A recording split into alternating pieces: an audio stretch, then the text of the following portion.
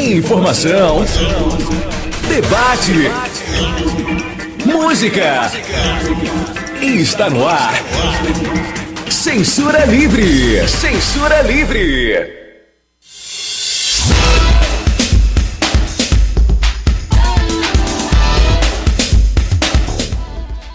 Muito boa noite. Hoje é sábado, dia 7 de setembro de 2013. Eu sou o Antônio Figueiredo. O Censura Livre é produzido por o Ademar Lourenço, o Almir César, Deise Alvarenga, Dirley Santos, Eduardo Araújo, Rodrigo Noel e ao meu lado aqui o Rodrigo Barinecheia. Oi, boa noite. Boa noite, Rodrigo. Deise Alvarenga, boa noite. Boa noite, Antônio. Boa noite, Rodrigo. Aos nossos ouvintes e prontos para mais um programa. E no áudio, hoje, Afonso e Rodrigo. Rafael. O Afonso deixou o posto agora, o Afonso. O programa está começando, a sua participação é muito importante. Deixe um recado no mural dos dois sites da Rádio Aliança. Anote, Rádio Aliança, sem cedilha, fm.com.br ou radioaliançafm.org. Participe também pelos telefones 27242263 ou 2604-1553. Mande um recado ainda através do nosso e-mail. Anote aí, programa censura livre número 1 @gmail.com ou no perfil do Facebook, né? Só achar lá, digitar censuralivre.livre. Agora você também pode ouvir a Rádio Aliança através do seu celular. É preciso apenas baixar o aplicativo TuneIn. O programa Querigma, que vai ao ar das 4 às 6 da tarde, volta no próximo sábado na apresentação do Carlos Jardim. Vamos destacar agora duas notícias da semana antes do nosso tema de hoje. Professores de Niterói entram em greve na segunda-feira. Detalhes com Deise Alvarenga. Os professores da Rede Municipal de Educação de Niterói entrarão em greve por tempo indeterminado a partir de segunda-feira. Durante a assembleia realizada na última quinta-feira, a categoria decidiu apoiar o movimento da rede estadual, que já dura 29 dias. Entre as reivindicações da categoria estão 30 horas para funcionários, aumento salarial, 1/3 para planejamento, 1/3 do horário de trabalho para planejamento, limitação do número de mandatos das direções das escolas e mais creches. Antônio? Aqui em São Gonçalo haverá assembleia local, né, no dia 10 agora de setembro, às 2 da tarde, e um ato às 9h30 na Praça do Relógio, em Alcântara. O Rodrigo está acompanhando a greve na rede estadual e também no município do Rio de Janeiro. Ele vai passar novos informes para a gente. Como é que está? A greve continua, né, nas duas redes, estadual e municipal do Rio. Não é isso, Rodrigo? Isso. A greve na rede... Um probleminha aqui, mas ele já vai mudar aqui o nosso... Pronto. Agora sim, agora Rodrigo. sim. Então, a greve na rede municipal do Rio continua, né? Na última sexta-feira houve uma vigília na frente da Prefeitura do Rio, lá no Centro Administrativo São Sebastião. Durou boa parte do dia, né? Começou na parte da manhã e se arrastou até a tarde.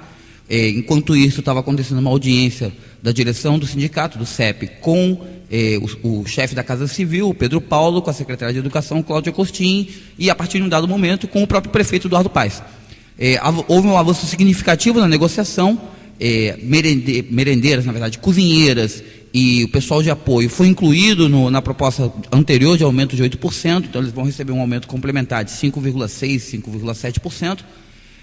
Além disso, houve mudança também na questão da grade curricular, um aumento na grade de 5 para 6 tempos, para permitir a inclusão da língua estrangeira, porque os professores de espanhol e de francês tinham sido alijados, né? Eles não estavam mais participando da grade escolar, tinham que dar aula de português. Então, espanhol e francês vão voltar à grade curricular, além de mais alguns avanços em relação ao plano de carreira. Então, o resultado disso é que a categoria agora vai estudar a proposta, vão haver assembleias locais nas diferentes regionais do CEP na segunda-feira e uma nova assembleia, ainda com local a ser definido, na terça-feira. Já a greve da rede estadual foi marcada por um episódio lamentável. Na quarta-feira passada, houve uma assembleia que definiu a continuidade da greve. A próxima assembleia é na quarta-feira da semana que vem. Esse episódio lamentável foi durante o processo, o ato que se seguiu à assembleia da rede estadual. A rede estadual fez uma assembleia na Rua da Ajuda, onde haveria uma audiência com o subsecretário da pasta de educação, o Becker, já que o secretário de educação, Wilson Risolia, está licenciado. Ele abandonou a pasta para dar conferências sobre educação no exterior, ele que não é educador, é economista, né? Então, o Becker, que inclusive entrar de licença, retornou da licença exclusivamente para fazer essa audiência, só que a audiência não sei se não me engano, ela não ocorreu. Aparentemente, eles marcaram e falaram, olha, não tem o que negociar. O governo do Estado não oferece nada. Diz que os professores já receberam o aumento deles, não aponta nenhuma solução para a questão de uma matrícula uma escola. A proposta do governo de uma matrícula uma escola, ou seja, de que o servidor tenha os seus tempos em uma única escola por matrícula de serviço público, eles colocaram, olha, a gente quer fazer isso e a gente quer um prazo de 5 anos. Então, os professores, cerca de 200 educadores, professores e funcionários, resolveram ocupar a antiga sede da Secretaria de Educação, na Rua da Ajuda, no centro do Rio, e após algum tempo de ocupação, aproximadamente hora e meia, por volta de ou hora e meia ou 2 horas, a tropa de choque foi chamada e os professores foram violentamente retirados do prédio, com uso de armas de choque, gás de pimenta, bombas de efeito moral. Foi absolutamente lamentável. Foi mais uma demonstração da truculência do governo Cabral, que utiliza a velha máxima do ex-presidente Washington Luiz, lá no início do século XX, que greve é caso de polícia. Não negocia, manda a polícia em cima. Então, a greve continua, não há perspectiva ainda de avanço nas negociações, então agora só na próxima quarta-feira que a gente vai ter alguma coisa mais concreta. Muito obrigado, Rodrigo. Já o Rodrigo também vai falar da questão desse dia 7, né, que é em todo o país ocorreram várias manifestações aí, algumas que é aquela histórica, né, do grito dos excluídos. Já ele vai passar alguns detalhes aqui, ele que acompanhou hoje cedo lá no Rio de Janeiro.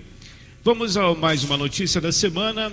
Dilma e Cabral anunciam obras do metrô de São Gonçalo, Deise Alvarenga. A presidente Dilma Rousseff e o governador do Rio, Sérgio Cabral, devem firmar na próxima quarta-feira, no dia 11, o contrato de financiamento da linha 3 do metrô, que ligará os municípios de Niterói e São Gonçalo, na região metropolitana. Cabral informou que a União ficará responsável por 2/3 do projeto, ou seja, quase R$1,5 bilhão de reais, e o Estado arcará com o restante. O projeto inclui 14 estações em 22 quilômetros de extensão e deve ser estendido até Itaboraí em um segundo momento.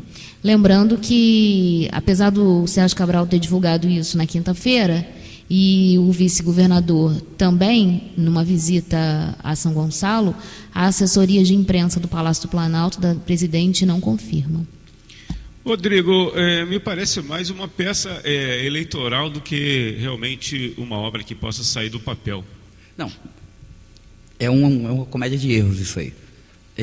Durante muitos anos havia uma ligação ferroviária entre São Gonçalo e Niterói, partia do Barreto, tinha a ideia de se estender até o centro de Niterói, se conectar com a linha aquaviária, né, Barcas, Conerge, né, falecida Conerge, e com o transporte rodoviário.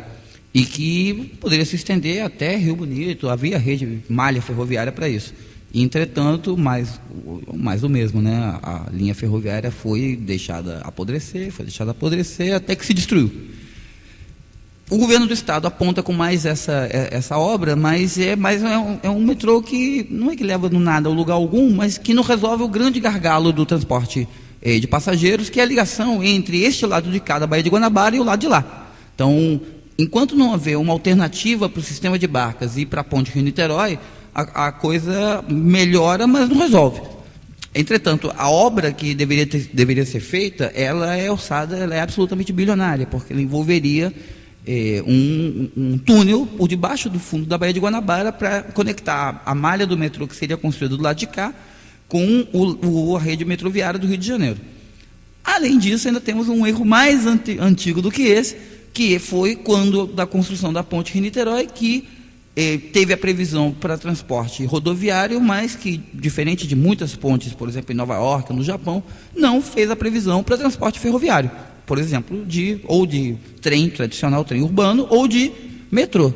Então, junta um primeiro erro dos anos 70 com um segundo erro dos anos 90 e 2000 e chegamos a mais uma jogada eleitoreira, vamos gastar muito dinheiro e, obviamente, quem vai sair fortalecido, quem vai sair mais uma vez enriquecido não é nem o Estado, muito menos a população, que vai sair beneficiado disso tudo, mas, mais uma vez, os interesses das grandes empreiteiras, obviamente essa linha de metrô, uma vez construída, na maior parte com dinheiro público, o poder público não vai ver lucro nisso, porque ela vai ser privatizada. Então, é assim que funciona a lógica do Estado. O Estado é o grande comitê gestor dos negócios da burguesia, já dizia Marx. Muito obrigado, Rodrigo. Vamos entrar então, né, nesse grande 7 de setembro aí, que tivemos várias manifestações por conta dessa data, né, o Grito dos Excluídos. Em algumas capitais houve, como sempre, né, Rodrigo, uma ação bem dura da polícia. E você que acompanhou, o que pode relatar para a gente? Bom, o Rio de Janeiro hoje foi um caldeirão de atos. Haviam atos marcados desde as 6h30 da manhã, há atos marcados agora para o período da tarde e provavelmente a coisa deve se estender até noite, deve ir até noite adentro. Às 6h30 da manhã já havia um primeiro ato marcado pela Frente Independente Popular, que é integrada por diversas organizações, em boa parte anarquistas, e pelo grupo conhecido como Black Blocs. Eles convocaram essa manifestação para muito cedo, na esquina da Avenida Presidente Vargas com a Avenida Paço, e de forma mais ou menos, não à parte, mas de forma mais ou menos paralela ao tradicional ato que é realizado todo 7 de setembro, já há algum tempo, que é o Grito dos Excluídos, que é convocado pelos setores da Igreja Católica, pelo MST, por organizações sindicais, populares e estudantis. Havia uma segunda convocação, essa sim para o Grito dos Excluídos, que seria a partir das 9h30 da manhã, na Presidente Vargas com Uruguaiana, que é o ponto tradicional. Entretanto, o início do Grito dos Excluídos já foi marcado por violência policial, por conflito, por repressão, já que desde muito cedo já havia confronto entre os manifestantes desse primeiro ato da Frente Independente com a Polícia Militar. Por volta das 10 horas da manhã já se contavam em 8 número de detidos, já lançamento de bombas, muita gente ferida, balas de borracha. O grupo já havia sido disperso, havia dado a volta por trás do Campo de Santana, pela Rua Visconde Rio Branco, até o Campo de Santana, e eles efetivamente conseguiram interromper o desfile militar da parada de 7 de setembro. A parada de 7 de setembro já havia sido muito reduzida. Deram uma lesa na polícia, né? Deram uma volta na polícia. A parada já havia sido reduzida em número, eles já tinham reduzido em 40% o contingente, e inclusive policiais militares, nenhum policial militar na ativa participou do desfile, apenas alunos das academias. O Cabral apareceu? Até onde eu sei, não. Devia estar em Paris, provavelmente, ou então em Angra dos Reis com o helicóptero do governo do estado. Os policiais estavam todos a serviço. Aproximadamente 800 policiais militares foram destacados para a segurança apenas na Avenida Presidente Vargas, e mais 400 ou 500 para a segurança no resto da cidade, Palácio Guanabara, Câmara dos Vereadores, rodoviária e por aí vai. Quando começou o Grito dos Excluídos, propriamente dito, a rapaziada dos Black Blocs e companhia já estava lá na frente, já tinha se enfrentado com a polícia, já tinha se dispersado. Durante a concentração, eles apareceram na concentração do Grito dos Excluídos e depois foram embora. provavelmente a gente achou na hora que eles iam tentar voltar lá para frente, mas na verdade não. Na verdade eles deram a volta e passaram pelo outro lado. Então aquela imagem da TV, que eles aparecem correndo, indo para a Praça Cruz Vermelha, como se eles estivessem dispersados e a polícia atrás tocando bomba, na verdade eles voltaram. Essa é uma imagem... Se juntaram. Sim, essa é uma imagem provavelmente de bem mais cedo. Porque o que aconteceu? Quando o grito saiu, eles já estavam na Presidente Vargas. Então, numa pista paralela. A Presidente Vargas tem 4 pistas.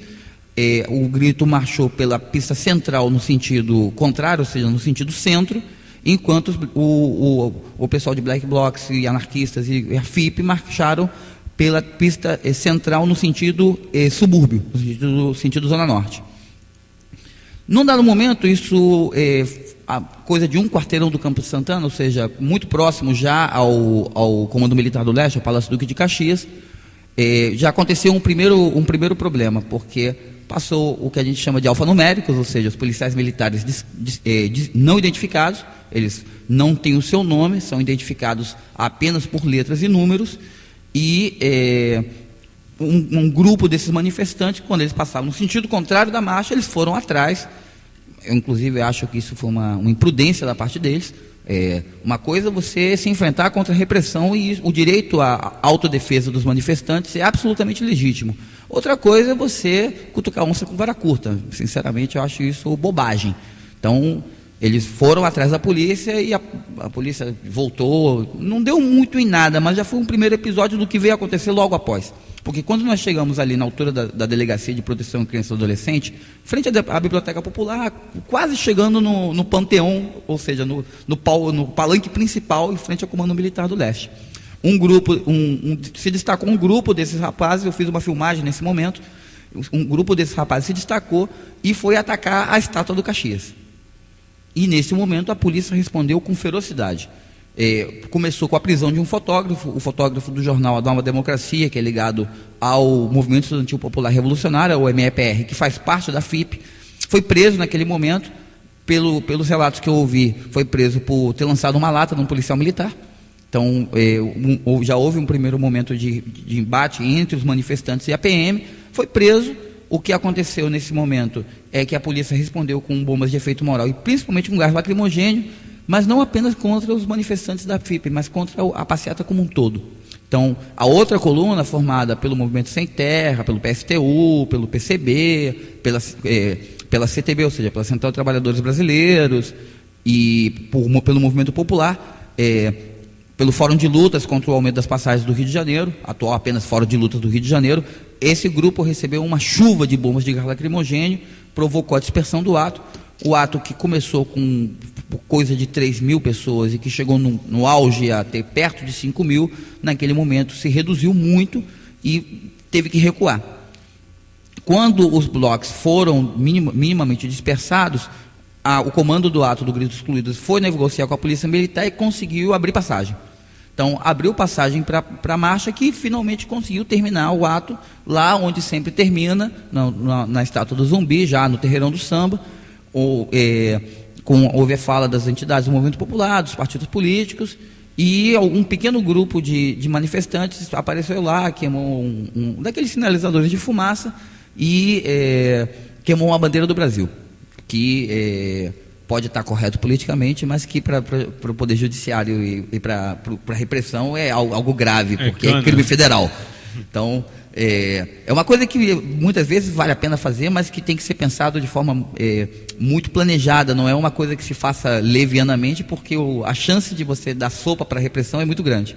Mas pelo menos o ato terminou minimamente em paz, apesar dos distúrbios. Só que não terminou por aí, porque os Black Blocs se reagruparam, se reorganizaram, se juntaram na Cinelândia e começaram uma nova marcha que estava programada para a tarde, para frente do Palácio Guanabara, e a polícia indo atrás. Então, nessa altura do campeonato, eu saí do centro da cidade, era por volta das 4h30. Eles estavam indo em direção ao Palácio Guanabara. Então, agora, 6h20, eles devem estar lá na porta do Palácio Guanabara e o bicho deve estar pegando.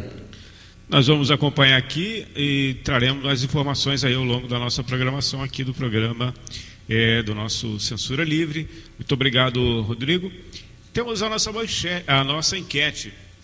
do Censura Livre. Colocamos no nosso site, no nosso Facebook, né, no nosso perfil do Facebook.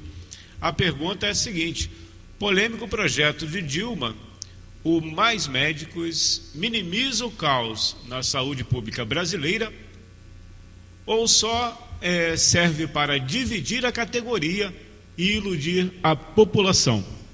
Tivemos algumas participações, a gente agradece aqui, e a Deise vai dar uma olhadinha primeiro, né, nessa participação, que é uma participação longa aí que foi deixada na nossa página, né, do Carlos Alberto Miranda. Também participaram o Antônio Cabral Filho, a Rosinéia Oliveira e também o jornalista Anderson Carvalho. Deise. Vou ler um pedaço aqui que realmente é grande, né? A participação da Mara Teixeira. Ela diz: eu acho que o Brasil é um país sem futuro, e isto se dá porque não há projetos. Os nossos governantes estão acostumados a agir somente em meio ao caos, e estas ações geralmente são um engodo, uma medida desastrosa que só faz piorar mais ainda a bagunça pré-estabelecida. Sem planejamento e ação não há futuro. Tudo aqui é feito em caráter emergencial. O Congresso está pior do que Sodoma e Gomorra. Os palácios estão cheios de Calígulas. As prefeituras cheias de Pilatos. Enfim, bando de ordinários que passam o poder de geração em geração, o que impossibilita mudar o nosso futuro. Tem uma outra participação aqui, que é do Carlos Alberto Miranda. Depois a gente vai informar para você. Sobre o tema, o nosso tema principal de hoje, a cargo do Rodrigo. Rodrigo é o nosso coringa, né? Hoje eu sou o Bombril. Você também vai trazer o nosso quadro Por Dentro da Música, que destaca hoje o cantor chileno Víctor Jara, uma das principais vítimas do golpe militar no Chile. Uhum. E o programa é dedicado, né, aos 40 anos do golpe militar. Nós vamos já levantar essa informação aqui, vamos também passar para você, a partir das 19 horas, o quadro em Brasília, com a partir das 7 da noite, o Ademar Lourenço hoje estará direto de Brasília, passando as últimas informações sobre as manifestações lá lá em Brasília, que é a nossa conexão com Brasília. Hoje o Almir está de folga. Deise.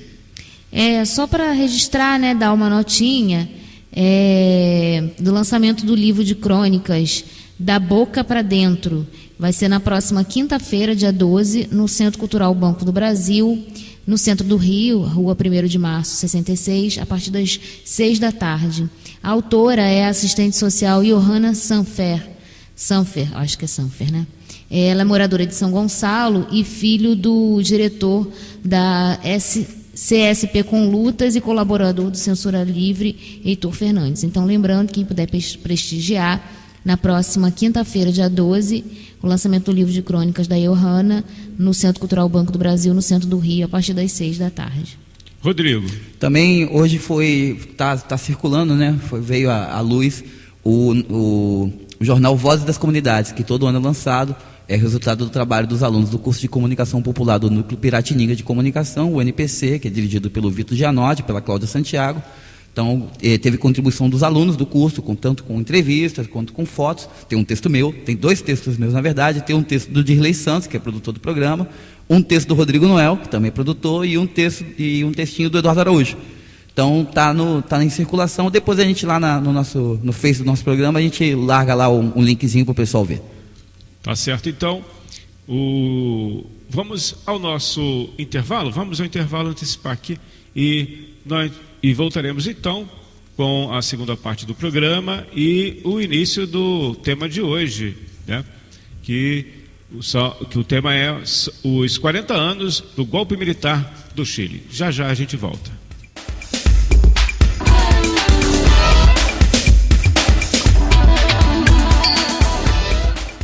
Música, informação, prestação de serviço. Rádio Aliança FM 99,7. Orgulho de ser comunitária. 18h29. Pedofilia não é brincadeira, é crime. O pedófilo se vale da curiosidade natural das crianças e adolescentes por coisas e pessoas novas. Buscam conhecer os pontos frágeis e usam as informações fornecidas pelas próprias crianças e adolescentes durante o contato visual. Fique atento. Internet segura é mais que um jogo, é a sua vida. Uma campanha da Polícia Federal e Câmara dos Deputados. Amigo associado, a Rádio Aliança precisa de você. Venha fazer parte da nossa família, tornando-se colaborador desta obra. Nós não temos propaganda comercial e a sua ajuda é fundamental para a manutenção de nossa rádio. E não esqueça, todo segundo domingo de cada mês, após as missas na paróquia Nossa Senhora da Conceição, do Porto Novo, e na Capela São Domingos, no Porto da Pedra, tem a nossa campanha de arrecadação. Não perca tempo, faça ainda hoje a sua ficha de inscrição. Nossos telefones são 2724-2263, 2604-1553. Essa rádio precisa de você. Esta é a ZYL 907. Rádio Difusora Aliança FM 98,7. São Gonçalo, Rio de Janeiro. Voltamos a apresentar Censura Livre. Censura Livre. Censura Livre.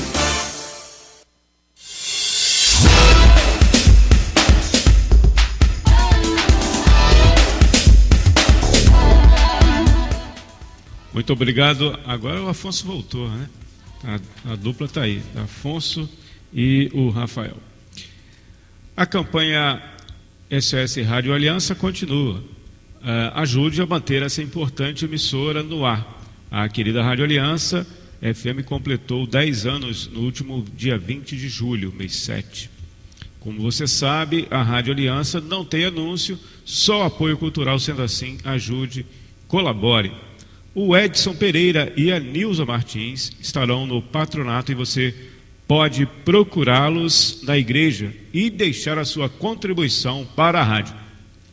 Em São Domingos é só falar com a Renata Lobo e deixar a sua ajuda, a sua contribuição. Aqui no Porto Novo, na igreja Nossa Senhora da Conceição, Gilmar Rocha estará na campanha SOS Rádio Aliança a partir das 7h30 da noite. Um abraço aos integrantes do Clube do Amigo. Francisco Oliveira fez aniversário essa semana, parabéns. E também Gilmar Rocha, Edson Pereira e também um abraço para o Toledo. Rodrigo, está por sua conta agora os 40 anos do golpe militar no Chile. Então, vamos lá. Esse é um tema forte, né? Agora no próximo dia 11 de setembro, o dia 11 de setembro ficou marcado, antes de ficar marcado pelos atentados das torres lá em Nova York, né?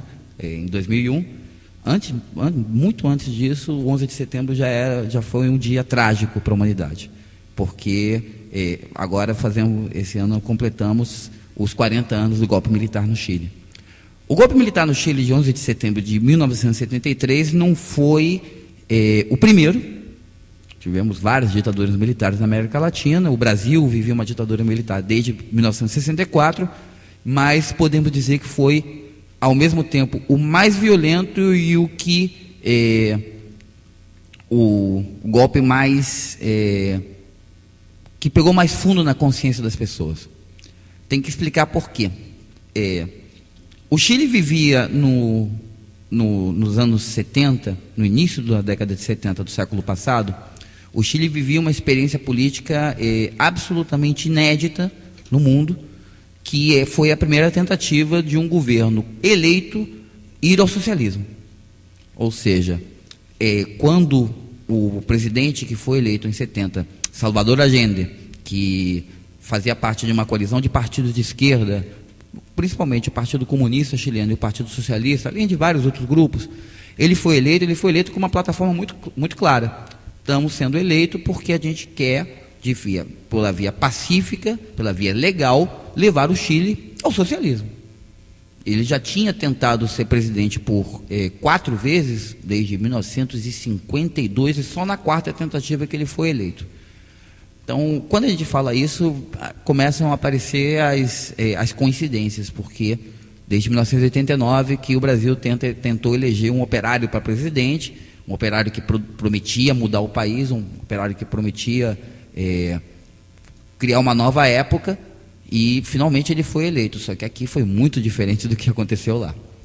Porque diferente do que aconteceu aqui no Brasil, no Chile, o programa, em primeiro lugar, era assumidamente socialista. Aqui no Brasil, nem desde a primeira eleição do Lula, a primeira tentativa de eleição do Lula em 89, mesmo o programa do PT seja muitíssimo mais avançado do que foi quando Lula foi eleito, a palavra socialismo não aparecia. Enquanto no Chile esse era o mote central. Além disso, a segunda grande diferença é que entre as primeiras medidas do governo Allende, quando ele foi eleito, se deu a nacionalização da principal riqueza do país, que era o cobre. Coisa de 60%, 70% da pauta de exportações do Chile estava baseada nesse minério, que era a grande fonte de riqueza do país. O Chile, vamos tentar entender, o Chile é um país lá da América do Sul, país onde eu nasci, que tem uma geografia muito peculiar. Eu fiz piada outro dia, inclusive, aqui, porque é um país muito comprido e muito estreito, cercado, por um lado, pelo Oceano Pacífico, por outro lado, pela Cordilheira dos Andes, e um país com um clima muito peculiar, porque ele é marcado por uma precipitação de chuvas muito pequena, e, portanto, com uma agricultura muito difícil. Ele é muito bom para se plantar frutas. 2 produtos típicos do Chile são as azeitonas e o vinho, né? Que são culturas que, tanto a oliveira quanto a videira, são culturas que não gostam de chuva. Mas a comida que as pessoas consomem no dia a dia, arroz, feijão, batatas, a pecuária, todas elas necessitam de um regime mais intenso de chuvas, e isso não funcionava. E o resultado disso é que, até hoje, o Chile não é um país autossuficiente em alimentos. Então, necessitava de ter um superávit comercial, uma sobra de dólares, para poder importar comida, principalmente da Argentina, e garantir a alimentação da população. Quando a gente nacionaliza o cobre, imediatamente o governo norte-americano promove, por intermédio da Organização dos Estados Americanos, pela OEA, promove um bloqueio comercial internacional ao Chile. Então, os créditos são cortados, a maior parte dos contratos comerciais já firmados não é cumprida, e se dá um momento de crise econômica muito forte. Esse programa, apenas nacionalizar o cobre, não para por aí, porque a proposta do governo chileno, a proposta do programa econômico da Unidade Popular, a coalizão que elegeu Allende, era muito ousado. Eles propunham, num período de determinado tempo, se fazia um planejamento para um primeiro mandato de 6 anos, mas se pensava num prazo um pouco maior, de modificar a organização econômica da sociedade. Então, o que se começou a fazer, num primeiro momento, é um processo de intensa nacionalização de empresas, seja por expropriação propriamente dita, ou seja, o governo tomava empresas que pertenciam à iniciativa privada, especialmente a multinacionais, e passavam à propriedade estatal, seja por compra, principalmente de empresas nacionais. Note-se que isso se tratava principalmente da grande indústria e dos grandes bancos, mas a pequena empresa privada, ou seja, os pequenos comércios, a pequena indústria, as oficinas de artesanato, essas não foram afetadas no primeiro momento. A ideia era constituir em primeiro lugar, o que se chamava uma área de propriedade social, que constituía a propriedade estatal, formada principalmente pelos grandes conglomerados industriais e comerciais. Então, formaram-se 2 bancos estatais muito fortes, né? O equivalente à Caixa Econômica Federal, a Caixa de Empregados Públicos, ou seja, a Caixa dos Funcionários Públicos. Inclusive minha tia, Ana Maria, foi presidente do banco, e o Banco do Chile. Além disso, existia um banco central chamado Banco do Estado, que era quem controlava a emissão de moeda. Houve uma reforma monetária importante. Naquele momento, o Chile utilizava o peso, que é a moeda que se usa hoje em dia, mas que naquele momento foi suprimida, houve um corte de zeros, como muito comum no final do século passado aqui no Brasil, nos anos 80, início dos 90, houve um corte de zeros e se adotou o escudo, que depois vai ser abandonado já durante a ditadura militar. Houve essa reforma monetária e além disso começou um processo paralelo por parte das organizações sindicais e populares de constituição do que ficou conhecido como o poder popular. Num primeiro momento, isso se deu por conta de uma necessidade política. A burguesia chilena, a oposição, começou a atacar as medidas do governo. O ataque a essas medidas foi organizado principalmente por 3 frentes. Por um lado, pela grande imprensa. O Chile tem um jornal equivalente ao O Globo, que se chama El Mercúrio. Ele é de uma família muito tradicional, desde a época da independência. O Mercúrio é o jornal mais antigo do Chile, existe desde o século XIX. Começou com El Mercúrio de Valparaíso, depois se fez uma edição em Santiago, que passou a ser a principal do jornal. É da família Edwards. Então, no primeiro momento, El Mercúrio, os outros jornais de forma geral também, a grande imprensa de forma geral se somou à oposição. Por outro lado, a Sociedade de Fomento Fabril, a SOFOFA, que é o equivalente no Chile da Confederação Nacional da Indústria, os grandes industriais, se somaram a esse movimento de oposição. Junto a isso, você tinha os grandes partidos políticos da direita, o Partido Nacional, e um grupo neofascista que surgiu na época, chamado Pátria e Libertad. Se vocês acham que o que aconteceu aqui durante as manifestações de junho, principalmente no dia 20 de junho, a chamada Batalha da Presidente Vargas, o pessoal ficou preocupado, nossa, os fascistas estão de volta. Vocês não viram nada. Pátria e Libertad era estilo partido nazista, com brigadas próprias, com gente armada, eram os filhos da alta burguesia chilena, só gente loura, alta e 2 metros de altura. E o chileno, de forma típica, não ele é baixinho, ele é moreno, tem cara de índio. Então, eram notoriamente ligados às grandes famílias mais ricas. E, numa terceira frente, imprensa por um lado, grandes industriais e partidos políticos da direita por outro, e por um terceiro lado, estavam os Estados Unidos. Especialmente, a principal companhia telefônica norte-americana na época, a ITT, a International Telephone and Telegraph, e diretamente o Ministério das Relações Exteriores americano, a Secretaria de Estado americana. Na época, o titular da secretaria era o governo Richard Nixon, era um carinha chamado Henry Kissinger. Kissinger esteve envolvido, na época, ele foi alto representante da diplomacia norte-americana, não era ainda o secretário de Estado, mas esteve envolvido diretamente no golpe aqui no Brasil, junto com o Vernon Walters, que era o embaixador norte-americano aqui no Brasil. Eles estiveram aqui na articulação do golpe, por exemplo, fazendo o treinamento dos militares brasileiros na Escola das Américas, que ficava no Panamá e que era mantida pelo Exército norte-americano e pela CIA. Então, a Secretaria de Estado norte-americana esteve claramente ligada ao golpe. Esses dados, durante muito tempo, eram suspeita. Em 1976, o Senado americano abriu uma CPI para investigar o assassinato de um ex-chanceler chileno, Orlando Letelier, em Nova York. Ele passou a trabalhar com a OEA, em Washington, ele passou a trabalhar com a OEA e foi assassinado por um comando de extrema-direita, ligado por gente contratada pela CIA para matar chilenos no exílio, após o golpe de 73. E aí destampou a lata de lixo. Porque o que se viu é que houve participação direta, inclusive com financiamento estrangeiro por parte da Agência Central de Inteligência Americana, da CIA, da Secretaria de Estado Americana e das grandes indústrias, IBM, Coca-Cola e a ITT, ao financiamento tanto da subversão da direita na oposição a Allende, quanto propriamente ao golpe de Estado, com compra de equipamentos militares, compra de armas e daí por diante. Rodrigo, para você dar uma respirada, e os militares, né, aqui, participaram também, ajudaram também nesse golpe? Sim, eles participaram indiretamente, porque, em primeiro lugar, para falar dos militares no Chile, né?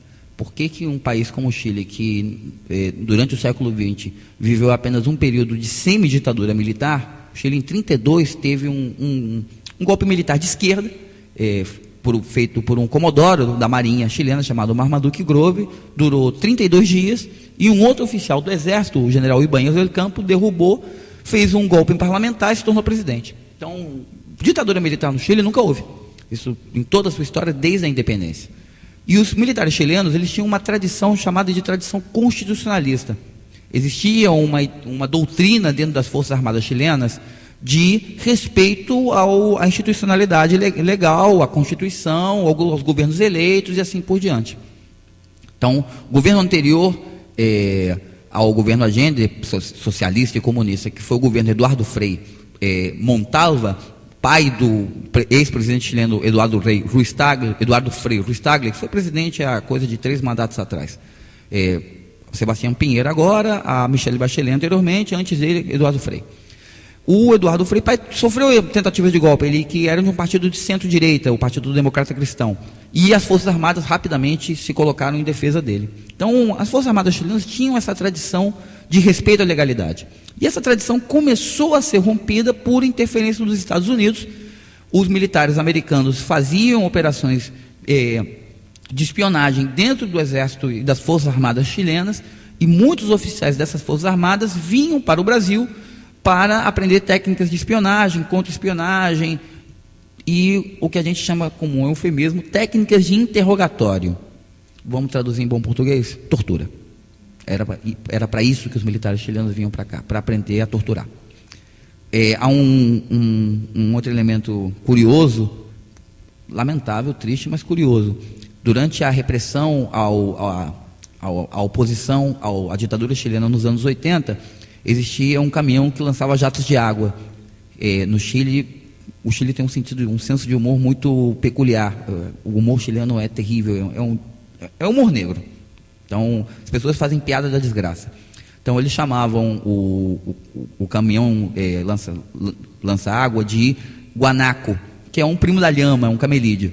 Porque, assim como a lhama, a vicunha, o guanaco cospe muito longe. Então, esses caminhões eram fabricados na Mercedes-Benz de São Bernardo do Campo. Então, o que aconteceu no Chile para existir esse golpe? E aí, no próximo bloco, a gente vai falar propriamente da ditadura militar. O que aconteceu no Chile? O processo de cumprimento do programa de Salvador Allende prosseguiu. Muitas empresas foram estatizadas. Meu pai foi interventor numa empresa estatizada, na verdade, mais de uma, numa indústria metalúrgica, uma extensão Maipú, que ficava em Santiago, e numa empresa pesqueira, a pesqueira Tarapacá, que ficava em Iquique, no norte do Chile, próximo à fronteira do Peru. Meu tio também foi presidente de uma empresa estatal, a Companhia Nacional de Habitação. O arquiteto Miguel Launer, até hoje está vivo. Se vocês procurarem no Google, vocês vão ver muita coisa legal dele. Algumas eu vou contar hoje. Então, o que aconteceu? Em 1971, houve a posse do governo, e em 1972, houve a primeira eleição, uma eleição para escolha de prefeitos, né? O Chile tem um sistema eleitoral um pouco diferente do Brasil. Os municípios são pequenininhos. Então, Santiago, por exemplo, é dividido em vários municípios. E a eleição dos vereadores chamam-se concejales, e para a eleição das 2 câmaras do parlamento, a Câmara dos Deputados e o Senado. O que até então a oposição de direita apostava era na derrubada legal de Salvador Allende, ou seja, no impeachment. Para isso, eles precisavam a maioria constitucional de 2/3. Então, eles precisavam ganhar a eleição, e precisavam ganhar a eleição de um número grande. Então, formou-se uma grande frente contra Allende, reunindo o Partido Nacional, a oposição de extrema-direita, né, e o Partido Democrata Cristão, a oposição de centro-direita. Entretanto, o que aconteceu foi uma vitória da Unidade Popular. A Unidade Popular ganhou, entretanto, sem maioria constitucional. Eles ganharam com 42% dos votos, contra 30 e poucos por cento dessa frente eleitoral de direita, e os outros 20 e poucos por cento espalhados entre partidos menores. Allende não tinha maioria. Nem a direita. Se criou um impasse eleitoral. A Allende não tinha maioria para implementar reformas mais radicais, nem a direita para derrubá-lo. Então começou a se gestar a partir daí a alternativa do golpe. Uma das alternativas que se criou nessa época, justamente para tentar avançar na constituição do programa, foi a formação de organismos de poder popular. Então, o que eu estava mencionando, inicialmente eles começaram com uma forma de responder à ação da burguesia chilena e da pressão estrangeira contra o desabastecimento. Então, foi uma medida, num primeiro momento, lançada pelo próprio governo. O governo, o que ele fazia? Ele comprava os produtos alimentares diretamente das grandes empresas e passava por cima dos pequenos comerciantes. Esses pequenos comerciantes estavam fazendo estoques dos produtos ilegalmente para abrir um mercado negro. Então, formou-se as chamadas Juntas de Abastecimento e Preço, JAPs, que compravam diretamente do governo dos grandes distribuidores e organizavam a venda desses produtos de forma racionada entre a população. A característica da época era fazer grandes filas para se comprar esses produtos. A partir daí, e a partir de uma segunda forma de organização, que era o Centro de Mães, ou seja, coisa de associação de moradores mesmo, os trabalhadores chilenos tomaram a iniciativa e começaram a se organizar em grande escala. Então, formaram-se para articular a produção e para combater a principal arma que a oposição teve na época, que foi uma grande greve de caminhoneiros em 72, justamente o ano que eu nasci durante a greve de caminhoneiros. A população começou a organizar os chamados cordões industriais. As empresas de uma dada região, de um dado bairro, se articulavam para produzir, e quando faltavam peças ou faltavam engenheiros ou técnicos de uma empresa, emprestavam de uma empresa para outra. Nesse sentido, os sindicatos e a Central Sindical Chilena, que era a CUT, a Central Única de Trabalhadores, começaram a criar alternativas de poder e começaram a ser atacados militarmente pelos elementos da direita e começaram a exigir poder de decisão e poder de autodefesa. Então, isso levou alguns grupos mais moderados ligados ao governo a perceber que a coisa estava começando a desandar.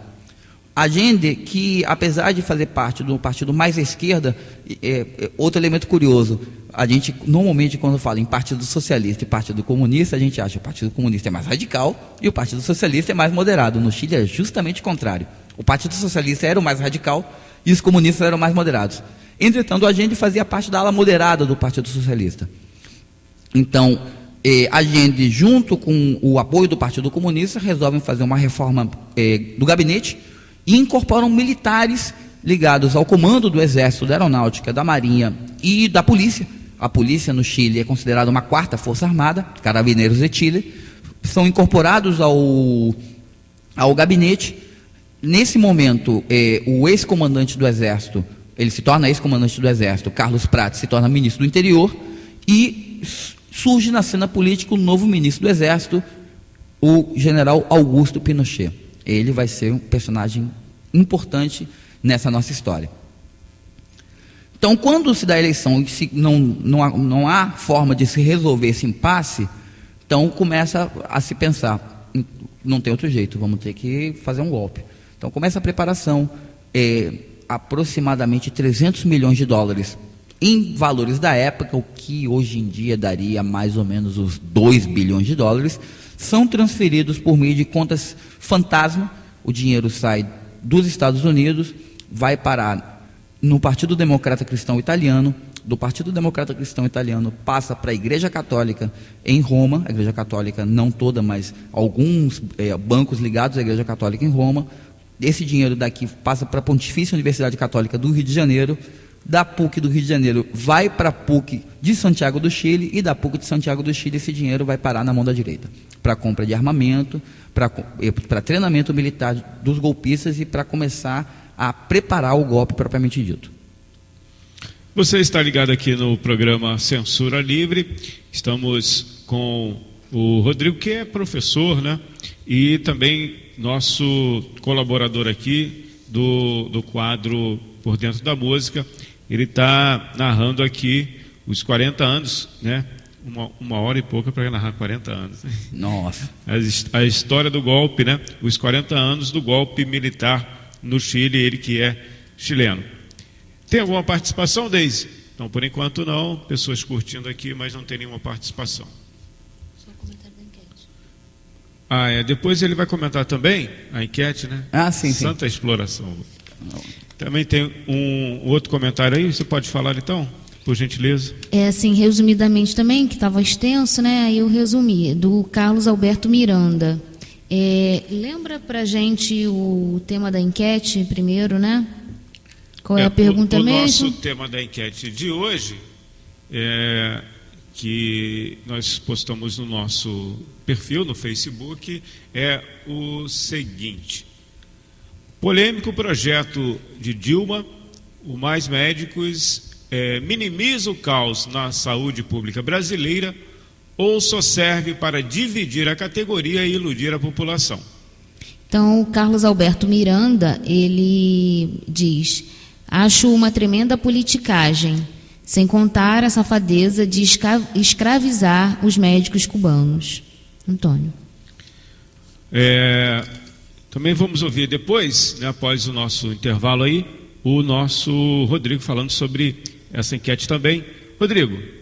Bom, vamos acelerar essa história, porque a gente tem muito programa e pouco tempo. Então, o ano de 73 foi o ano do golpe, foi decisivo para essa história toda. Em junho de 73 houve uma primeira tentativa de golpe, o chamado Tancaço. Tem esse nome porque foi um regimento de tanques que se levantou contra o governo. Foi em junho de 73. O Chile... Vamos imaginar uma situação em que os protestos que nós vimos agora em junho passado acontecessem todos os dias, fossem protestos não apenas das organizações de esquerda, dos sindicatos, mas também das organizações de direita, e isso acontecesse continuamente durante 1 ano e meio. Era mais ou menos a situação do Chile naquele momento. Então, houve essa primeira tentativa de golpe. Enquanto isso, os trabalhadores saíam às ruas todos os dias. Muitas vezes eles se enfrentavam com a polícia nesse processo, mas o golpe naquele momento foi parado. Entretanto, o Allende percebeu que estava chegando a uma situação insustentável. Ele via que ele não conseguia mais avançar. Cada projeto de lei, ele podia fazer um projeto de lei sobre distribuição de leite às crianças no café da manhã das escolas. O projeto era rejeitado pelo Congresso. Ele indicava Zezinho das Couves para ministro dos cordões de sapato. O ministro era rejeitado pelo Congresso. Ou seja, qualquer medida que ele fizesse, não importa se era uma medida de grande impacto ou era uma medida absolutamente inofensiva, o Congresso, de alguma forma, rejeitava. Inclusive, alguns grupos políticos que faziam parte da base de sustentação do governo migraram para a oposição, principalmente alguns grupos políticos do interior da democracia cristã que haviam apoiado o governo no primeiro momento. Então, a gente pensa que já em setembro de 73, que ele tem que sair da mesma forma que entrou. Se ele entrou pelo voto popular, ele tem que sair pelo voto popular. Então, no dia 11, ele iria anunciar um plebiscito para que a população resolvesse. Ele ia convocar um plebiscito por um prazo de 60 dias, ou seja, no finalzinho de 73, com pouco mais de metade do seu mandato cumprido, para ver se a população queria que ele ficasse ou não. Entretanto, nesse mesmo dia 11 de setembro de 73, as rádios no Chile anunciavam, num dia onde o céu estava claro, não havia uma única nuvem no céu, e as rádios anunciavam que caía chuva sobre Santiago e o porto de Valparaíso. Tinha algo de muito errado nessa história. Naquele momento, a Marinha chilena realizava uma operação conjunta com a Marinha norte-americana, chamada Operação Unitas.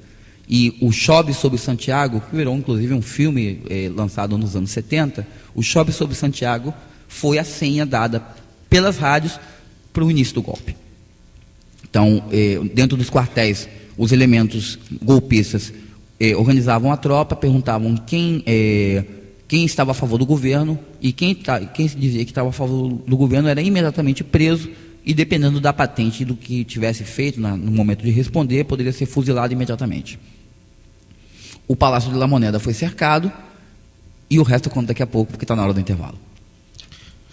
Estamos aqui com o Rodrigo, que está com o nosso tema de hoje, né? Falando sobre o nosso tema de hoje, os 40 anos do golpe militar do Chile. Nós vamos ao intervalo e estamos aguardando também a participação do Ademar, ele que vai hoje ficar responsável aí pelo quadro direto de Brasília, o Ademar Lourenço. Já já a gente volta. Você está na 98,7. Rádio Difusora Aliança FM. 18 horas e 58 minutos. Amigo associado, a Rádio Aliança precisa de você. Não temos propaganda comercial e toda a nossa arrecadação vem da sua contribuição mensal. Por isso, não deixe de pagar a sua mensalidade. Se você ainda não é associado, venha até a sede de nossa emissora, na Rua Maria Quitéria, número 1, Porto Novo, e faça já a sua ficha de inscrição ou ligue 2724-2263 ou 2604-1553. Lembre-se, a Rádio Aliança precisa de você. O mundo inteiro ouve e vê a Rádio Aliança FM através do nosso site www.radioaliançafm.com.br. Não perca tempo, acesse, mande sua mensagem e participe com a gente. Simplesmente a melhor. Aliança FM.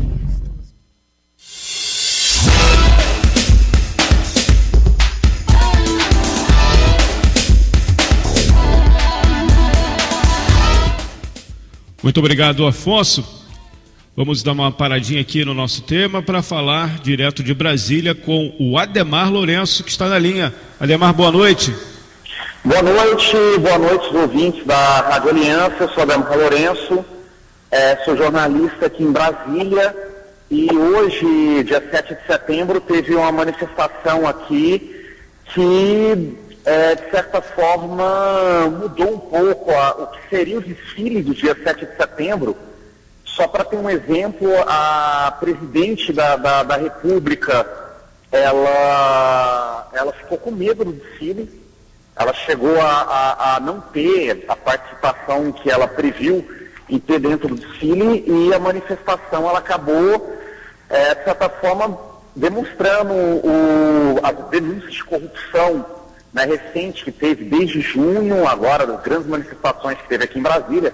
O Congresso Nacional foi ocupado várias vezes e hoje, mais uma vez, o Congresso Nacional aqui no Distrito Federal, em Brasília, foi ocupado numa manifestação popular, sem uma direção definida, sem uma coordenação, e que levou algumas pessoas ao protesto. Não foi um número muito grande, foi um número até menor do que o esperado, cerca de 5 mil pessoas, mas foi um número significativo aqui no Tempo Seco de Brasília.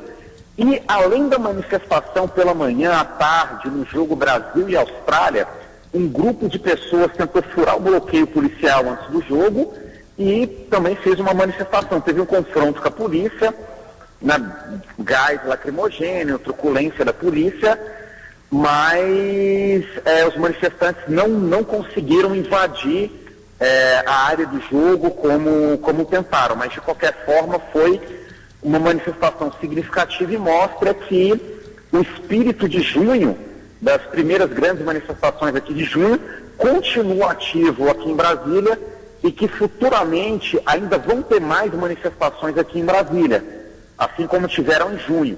Principalmente agora, quando a gente tem bancários e trabalhadores dos Correios correndo o risco de entrar em greve. Estamos numa possível greve de trabalhadores dos bancos e dos Correios. A gente está falando de 500 mil trabalhadores que podem parar o sistema bancário e o sistema postal do país. As mobilizações que começaram em junho podem tomar um corpo maior ainda. Ademar, essa manifestação, a principal, aconteceu em que local exatamente? Uhum. Que teve uma também perto do estádio, se não me falha a memória. O estádio Mané Garrincha. Isso. Então, as manifestações aqui em Brasília, elas têm um eixo, elas estão com um eixo muito ligado à questão da corrupção. A recente votação do deputado Natan Donadon, que foi absolvido pela Câmara dos Deputados, mesmo sendo condenado pelo Supremo Tribunal Federal, ele foi condenado pelo Poder Judiciário, mas o Poder Legislativo absolveu. Isso deu um certo impulso às mobilizações. A população aqui em Brasília ela ficou muito indignada com essa questão. E isso foi uma das principais pautas da manifestação hoje, no dia 7 de setembro em Brasília, e pelo que a gente tem notícia, também no dia 7 de setembro em vários lugares. Então, o Poder Legislativo, o Congresso Nacional, hoje ele está com uma imagem muito ruim perante a população, principalmente a população aqui em Brasília, que está um pouco mais próxima do Congresso Nacional. Então, se o Congresso não aprova hoje o voto aberto, né, não elimina o voto secreto, que hoje para caçar um deputado o voto é secreto. Se o Congresso não aprova algumas medidas para mudar a política, para mudar um pouco a maneira como se faz política dentro do Congresso Nacional, o desgaste vai ser muito grande. Então é muito provável que o Congresso aprove algumas mudanças até por uma questão de sobrevivência deles. Porque hoje o Congresso corre um risco de cair em total descrédito perante a opinião pública. Aqui em Brasília, falar mal de deputado é o esporte preferido da cidade. Então, provavelmente eles devem mudar e provavelmente nas próximas manifestações que vão ter, existe ânimo para outras manifestações aqui em Brasília e pelo Brasil inteiro. Isso vai provocar algumas reações do Congresso, não sei em que velocidade, mas no sentido de ter algumas mudanças na maneira como eles fazem política ali dentro. Ademar, é Rodrigo Barrenechea, tudo bom? Sim. Então, aqui no Rio, o grito dos excluídos foi marcado por muita repressão, muito confronto entre a polícia e os manifestantes. Como é que foi aí? Sim, poderia falar mais alto, não estou conseguindo ouvir aqui agora. Oi, Ademar. Aqui no Rio, o grito dos excluídos foi marcado por muito confronto, muita repressão entre os manifestantes e a polícia militar. O desfile da parada militar do 7 de setembro chegou a ser interrompido aqui. O que aconteceu por aí em Brasília? Teve muita repressão? Então, aqui em Brasília, o enfrentamento com a polícia militar, ele é menor do que no Rio de Janeiro, e até mesmo do que em São Paulo. O número de prisões, o número de confrontos físicos com feridos aqui em Brasília, ele não é tão grande. Até porque o ânimo dos manifestantes aqui no Rio de Janeiro, ele é um pouco menor. Aqui em Brasília, ele é um pouco menor do que no Rio de Janeiro. Hoje o que a gente vê é que o Rio de Janeiro, ele é o centro das mobilizações que estão acontecendo no país. As principais, as maiores, as manifestações mais radicalizadas estão sendo no Rio de Janeiro. Aqui em Brasília, existe um grau de mobilização até menor do que em algumas cidades como Rio e São Paulo. Mas aqui em Brasília está acontecendo as manifestações que têm um caráter político maior. Então o que aconteceu? Houve algumas prisões, inclusive aqui em Brasília teve uma manifestação em frente à Rede Globo, onde a polícia cercou os manifestantes, prendeu quem queria sair da manifestação. Então existiu um impasse, a gente querendo acabar com a manifestação, mas a polícia não querendo que a manifestação pudesse acabar pacificamente. A própria polícia tem uma disposição para o enfrentamento, que é muito irracional, mas aqui em Brasília não houve casos graves de militantes feridos. Estamos ouvindo. Sim, aqui em Brasília não houve casos graves de militantes feridos, até onde se saiba, e o número de presos não foi muito grande. Então o enfrentamento com a polícia aqui, ele não é muito grande. O bloqueio policial, inclusive, ele foi muito bem feito. No começo do jogo do Brasil contra a Austrália, a polícia já dispersou todo mundo. Então deu 3, 4 horas, deu quase o início do jogo, a polícia já estava tomando conta, até porque a manifestação foi tão grande. Então aqui o enfrentamento com a polícia por parte dos manifestantes está um pouco um patamar menor do que aí no Rio de Janeiro. Aí no Rio de Janeiro o enfrentamento é muito maior. Aqui não, aqui é um pouco mais pacífico. Né? São Paulo também, pelo que a gente sabe, teve um enfrentamento um pouco menor do que o Rio de Janeiro, mas tem toda a crítica.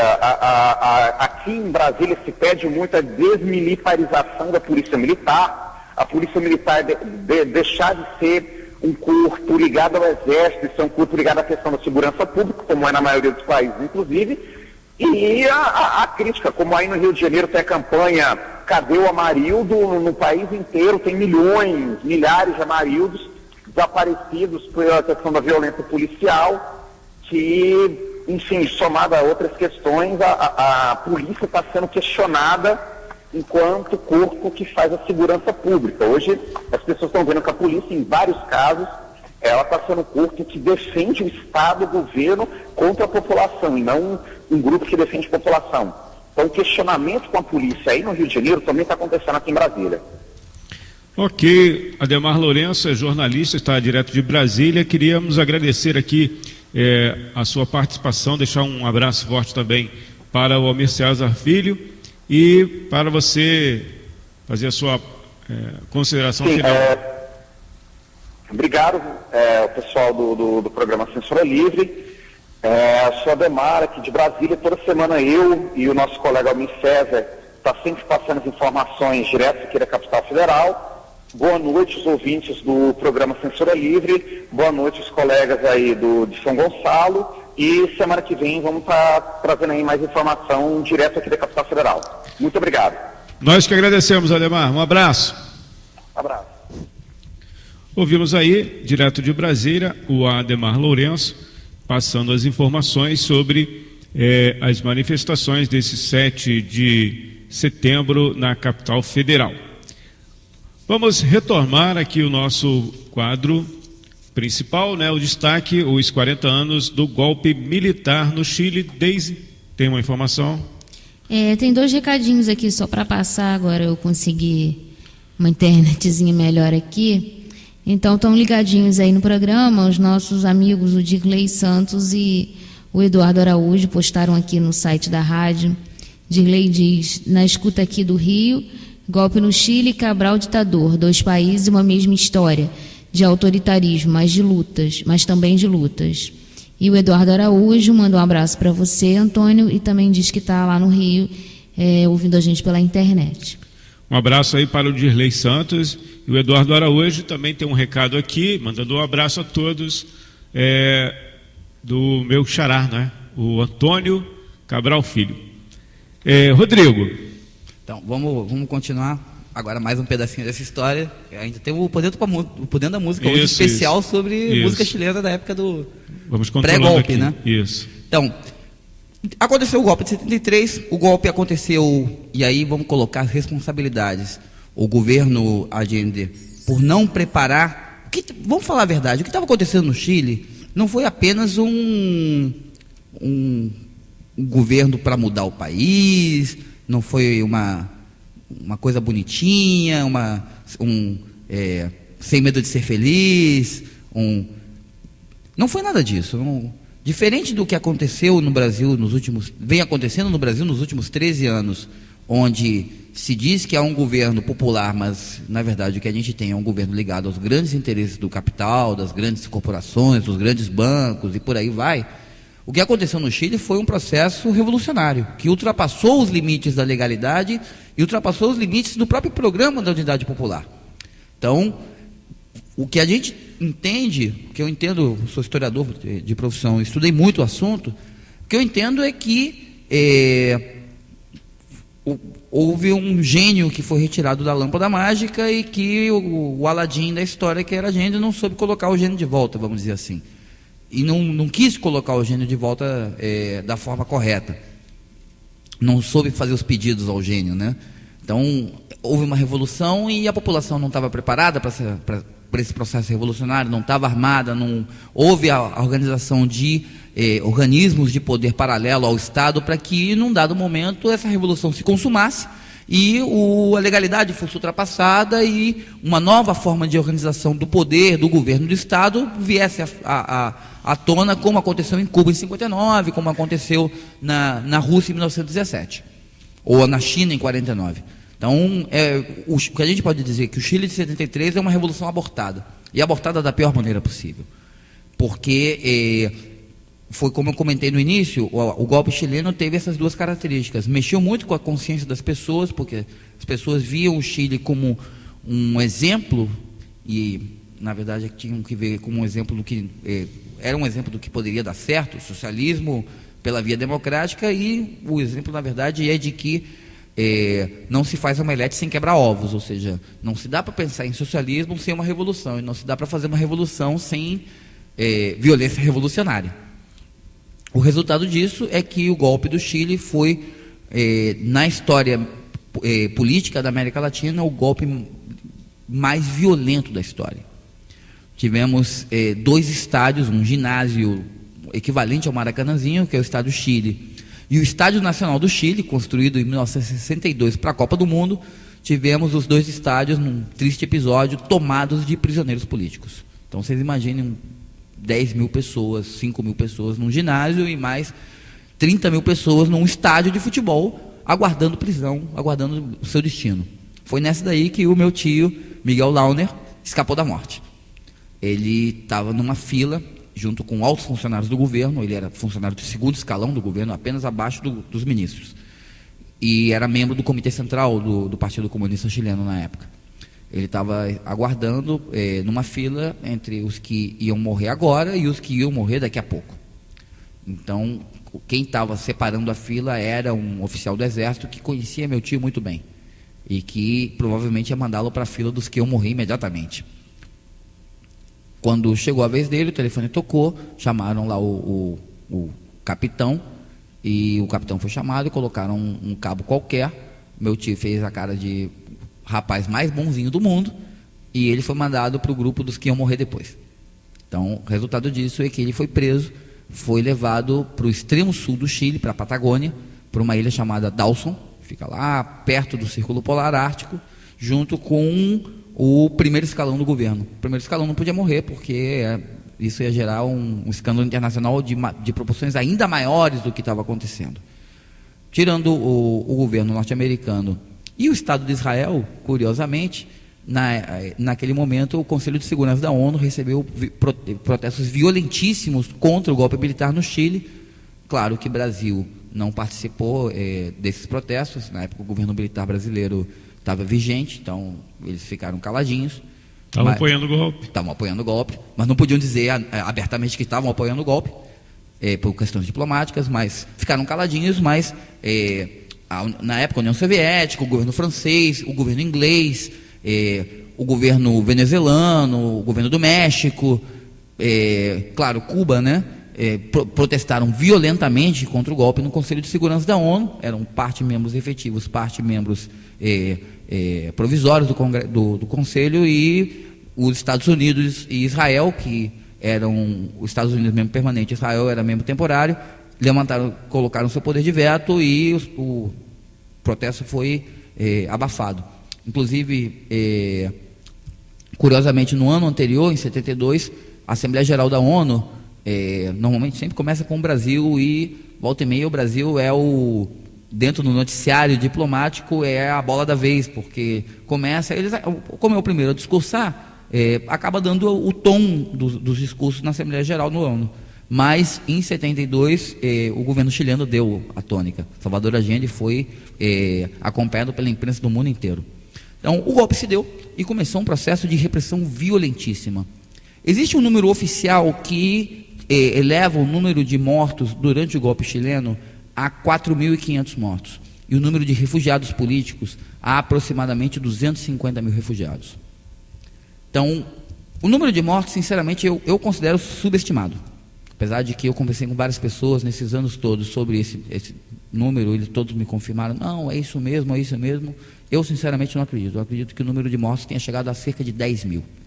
Aqui no Brasil, a repressão foi muito forte, principalmente já a posterior ao golpe, né, já na época do AI-5, mas o número de mortos num país de dimensões continentais, com uma população muito maior, não chegou a 2 mil.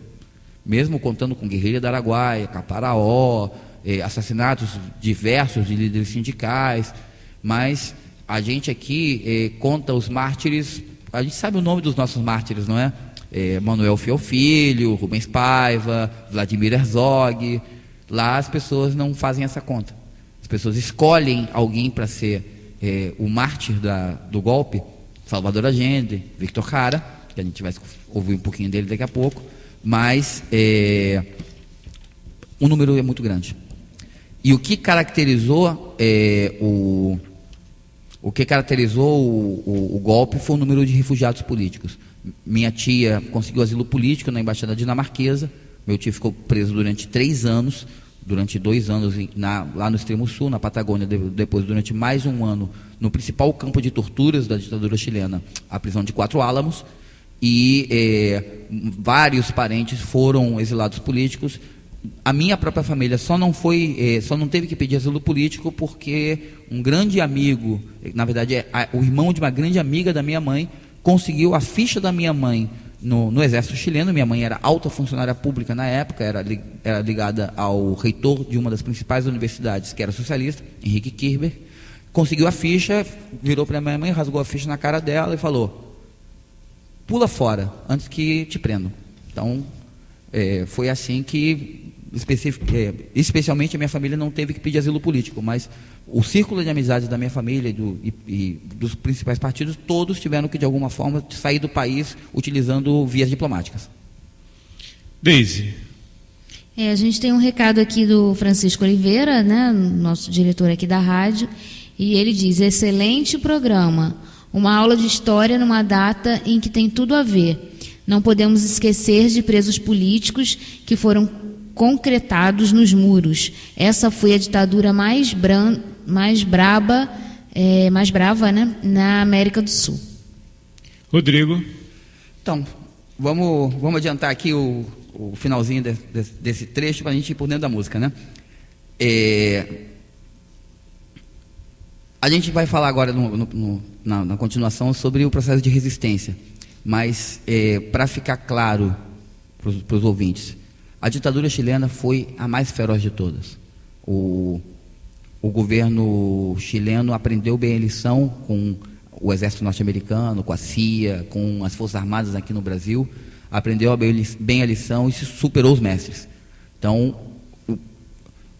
o fenômeno que foi acontecer depois na ditadura militar argentina, a partir de 76, o dos desaparecidos, pessoas que eram presas e nunca mais apareciam, e que agora a nossa simpática Polícia Militar no Rio de Janeiro faz a mesma coisa com o caso do Pedreiro Amarildo, é uma coisa que começou no Chile. Então, assim como existe na Argentina o grupo das Mães da Praça de Maio, no Chile se chama Grupo dos Familiares de Presos e Desaparecidos. Nós vamos então ao nosso quadro. É isso, Rodrigo? É isso. Por dentro da música. Joga a vinheta aí.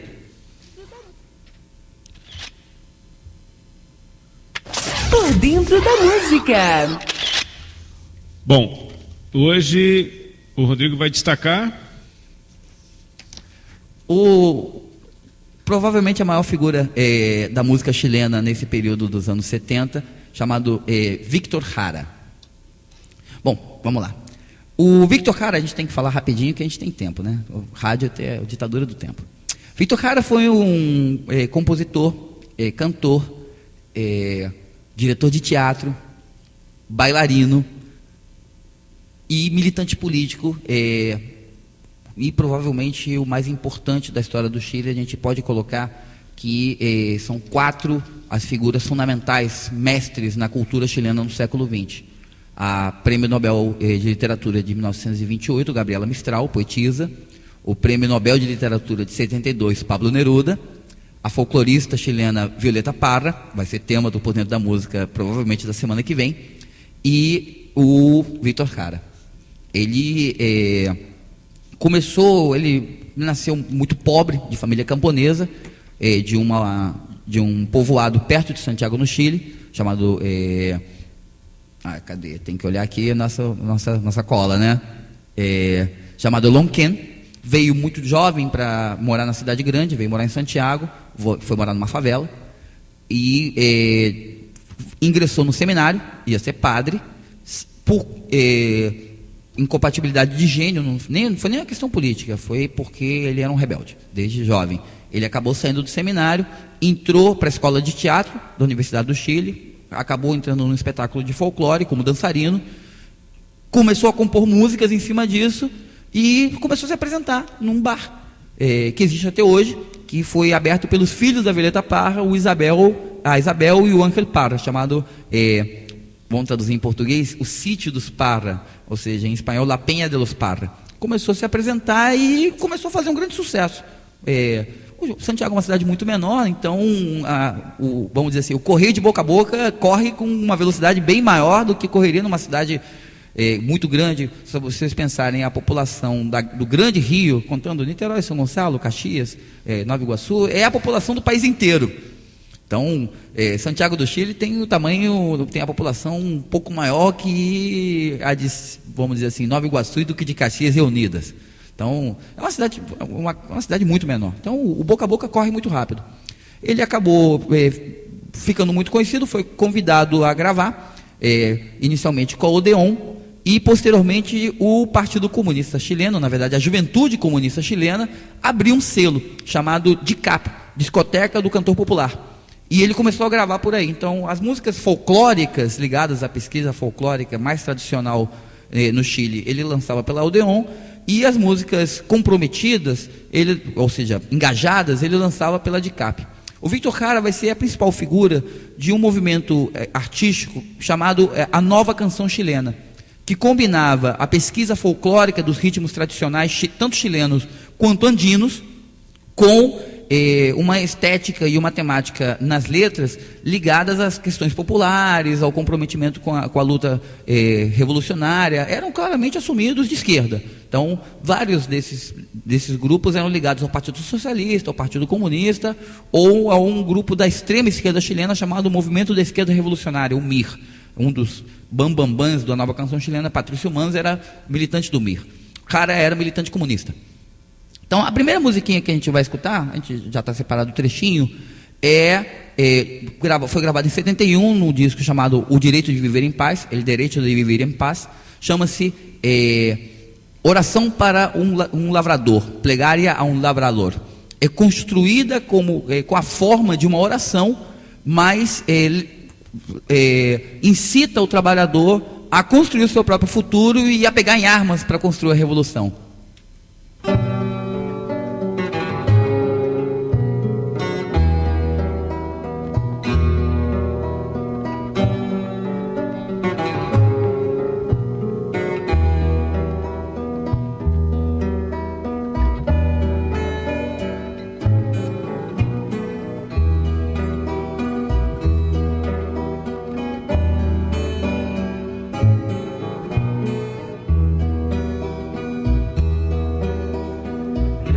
Levántate y mira la montaña, de donde viene el viento, el sol y el agua. Tú que manejas el curso de los ríos, tú que sembraste el vuelo de tu alma, levántate y mírate las manos para crecer, estréchala a tu hermano, juntos iremos unidos en la sangre. Hoy es el tiempo que puede ser mañana. Líbranos de aquel que nos domina en la miseria. Tráenos tu reino de justicia e igualdad. Sopla como el viento la flor de la quebrada, limpia como el fuego el cañón de mi fusil. Hágase por fin tu voluntad aquí en la tierra. Danos tu fuerza y tu valor al combatir. Sopla como el viento la flor de la quebrada, limpia como el fuego el cañón de mi fusil. Estamos apresentando Censura Livre. Censura Livre. Censura Livre. 24 horas no ar. Sua companhia todas as horas de sua vida. Na música, na informação, na prestação de serviços. Rádio Aliança FM. Aliança FM. Orgulho de ser comunitária. 19h28. Pedofilia não é brincadeira, é crime. Na internet, as crianças e adolescentes podem ser enganados por pessoas inescrupulosas. Essas pessoas fazem-se passar por jovens ou crianças da mesma idade para atrair o interesse com assuntos que agradam as suas potenciais vítimas. Fique atento. Internet segura é mais que um jogo, é a sua vida. Uma campanha da Polícia Federal e Câmara dos Deputados. Participe da Santa Missa na Capela de São Domingos, no Porto da Pedra, aos sábados, às 17h30 e domingos, às 7h30 da manhã, na Paróquia Nossa Senhora da Conceição, do Porto Novo, aos sábados, às 20 horas, domingo, às 9h30 da manhã e 18 horas. E cada primeiro domingo de cada mês, na Capela de Nossa Senhora do Carmo, no Porto Novo, às 16 horas. Venha, Jesus espera por você. Esta é a ZYL 907, Rádio Difusora Aliança FM 98,7, São Gonçalo, Rio de Janeiro. Voltamos a apresentar Censura Livre. Censura Livre. Censura Livre.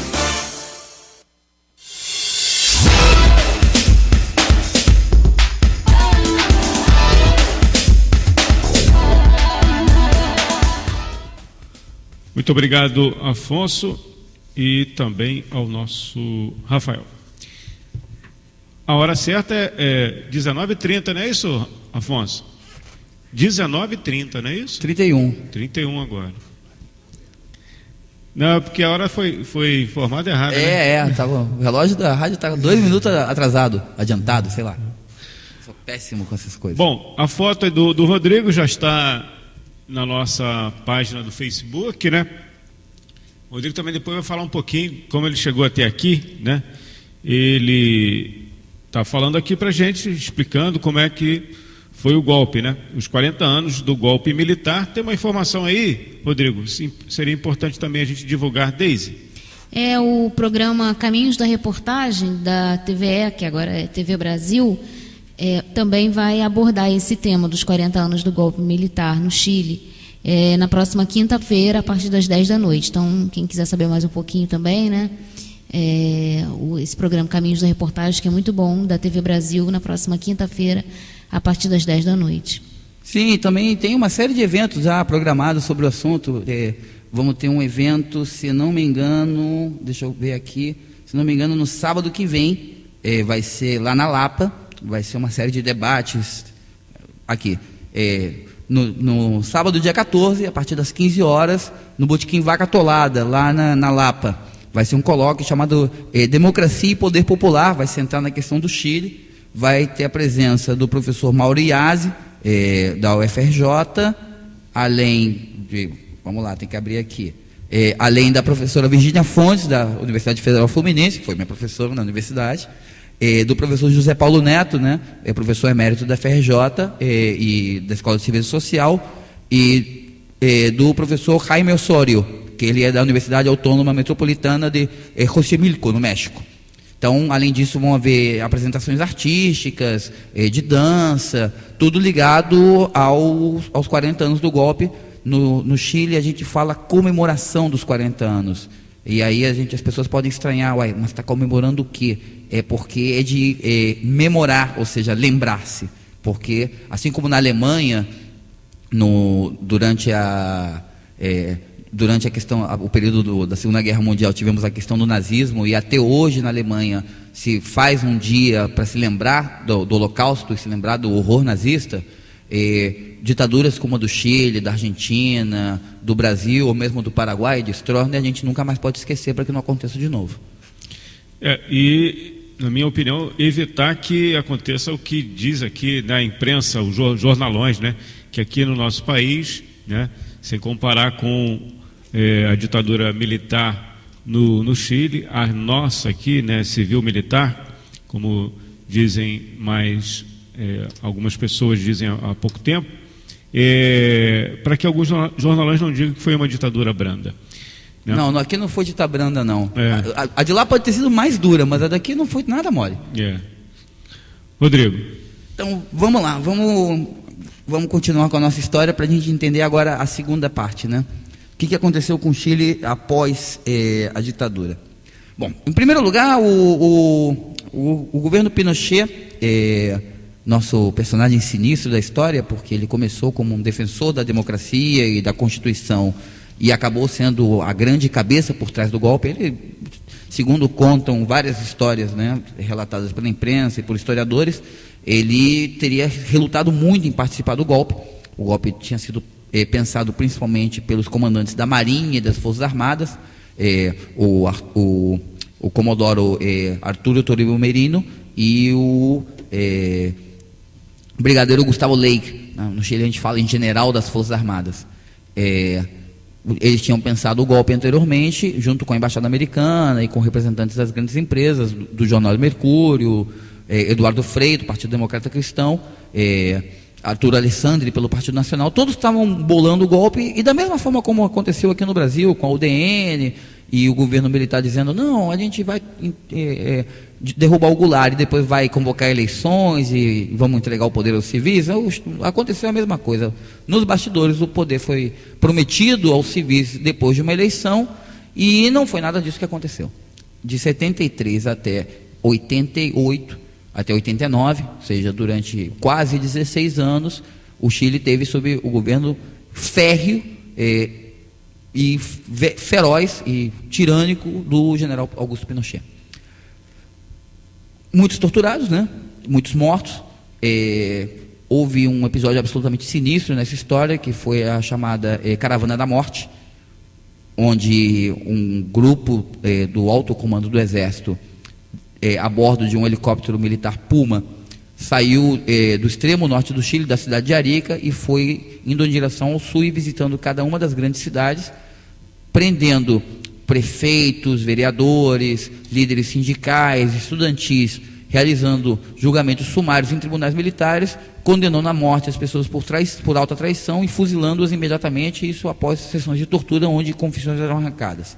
Nessa brincadeira, cerca de 250 pessoas morreram. Então, isso em um espaço de poucos dias. Houveram algumas tentativas de resistência ao golpe no primeiro momento, mas a via escolhida foi principalmente a de saída do país. No caso específico do nosso amigo Victor Jara, a gente vai falar um pouquinho no resto do quadro, mas ele não teve essa sorte, ele acabou morrendo durante o golpe. A gente daqui a pouco fala os detalhes. Mas o que é importante mencionar durante o governo Pinochet? O governo Pinochet foi uma ditadura que não tinha base legal alguma. O governo legislava por base de decretos-lei. O Congresso foi fechado e o Poder Judiciário teve sua autonomia absolutamente limitada. E durante os anos 70, o mundo viveu a chamada crise do petróleo. Então, a economia mundial como um todo entrou em crise e isso afetou muito o Chile. Apesar de que a riqueza nacional chilena, que era o cobre, ter sido devolvida às grandes empresas, mas isso não foi no primeiro momento, o governo Pinochet não foi nem um pouco burro nesse aspecto, ele segurou as grandes minas na mão do governo e só veio a devolvê-la muitos anos depois de forma a fazer caixa. Uma vez que houve o golpe, o bloqueio comercial norte-americano foi suspenso e começou a entrar dinheiro em grande quantidade. Mas com a crise econômica dos anos 70, né, a crise do petróleo, o mundo entrou em recessão e isso afetou muito duramente o Chile. Então eu me lembro ainda na minha infância, indo a Santiago em 1980, 1981, o que se viam eram ruas desertas. As lojas todas fechadas, as pessoas não tinham dinheiro para comprar, e se tivessem dinheiro para comprar, não tinham aonde comprar, porque as lojas estavam todas falidas. Então, uma crise econômica gravíssima. Foi nesse momento que a primeira experiência neoliberal do mundo começou a acontecer, antes da Inglaterra de Margaret Thatcher, antes dos Estados Unidos de Ronald Reagan, ou antes do governo Collor de Mello aqui no Brasil. Foi no Chile que começou a experiência neoliberal.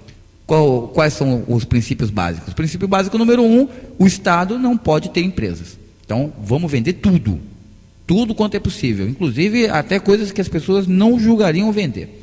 Como, por exemplo, o Chile é um dos poucos países da América do Sul onde a educação superior pública é paga, não é gratuita.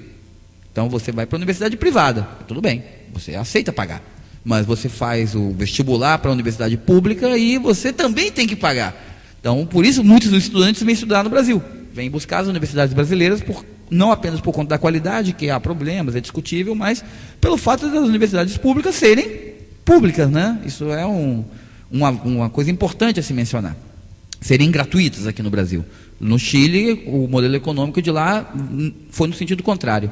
Quem inventou essa onda neoliberal foi um economista norte-americano chamado Milton Friedman. Ele era professor da Universidade de Chicago.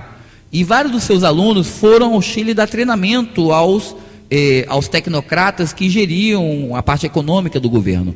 Então, os garotos que ficaram responsáveis, porque eram todos jovens, né, que ficaram responsáveis pela formação da doutrina econômica no Chile, ficaram conhecidos como os Chicago Boys, os garotos de Chicago.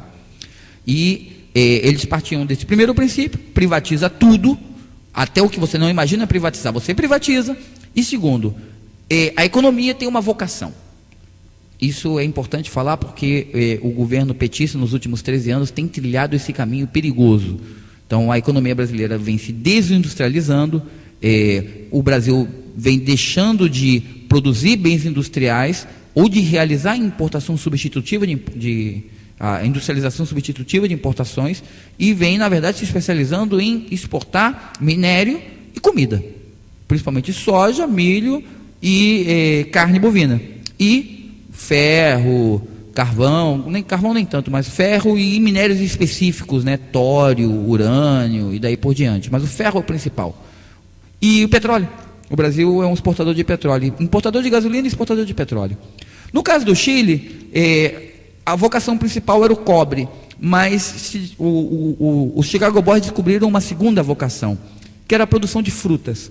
Então, se você hoje em dia vai no mercado, né, e você olha lá na caixa de frutas, você começa a encontrar, né, pêssegos chilenos, cerejas chilenas, kiwis chilenos, uvas chilenas, azeitonas chilenas e daí por diante.